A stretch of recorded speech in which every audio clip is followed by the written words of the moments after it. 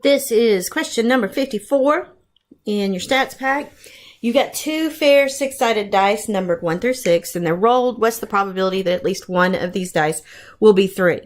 Now, I'm going to tell you that if I can do it, and most of the time I can, I go ahead and do this. List out the sample space so that I can see exactly and count how many of something, whatever is supposed to be happening, happened. It takes a little more time, but it is almost 100% accurate. So that's why I choose this way. So at least one of them is 3. That would be 1, 2, 3, 4, 5, 6, 7, 8, 9, 10, 11.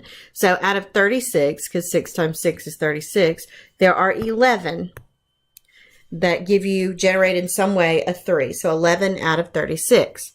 Now, we'll tell you that this sort of harkens back to set theory a little bit, because you'll notice that if I looked at the probability of the first one, and then the probability of the second one, I could add those probabilities, but there would be one overlap, and I'd have to subtract it out. So in a situation, and we showed a situation like this, if you have this and this, and let's say that this is the first one, whatever the probability that the first one and then the second one. Okay, so the probability that in some way you get a 3 is equal to the probability that you get a 3 on the first one.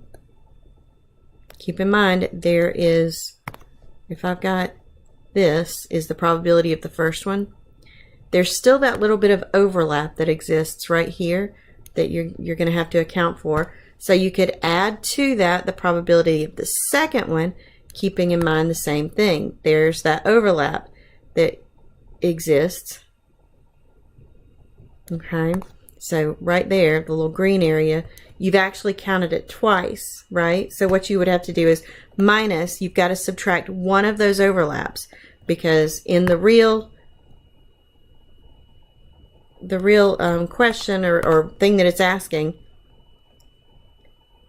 over here, it wants to know all of those. So yellow, green, and blue, you've got 2 greens, you would have to subtract that out. So the probability of a 3, let me write it this way, 3 in at least 1, that's going to equal the probability of a 3 in the first roll, to which you would add the probability of a 3 in the second roll. Then you would subtract the probability that you get both 3s. And that in that way it would calculate correctly. So the probability of 3 in at least 1 roll, which was the question, is equal to, well, the first roll, there's only 1 3 out of 6 possible solutions in the first roll, plus the exact same scenario in the second dice or the second roll. Doesn't really matter. Now then, probability that you get a 3 and then a 3, go back to here. There's only one situation out of 36 total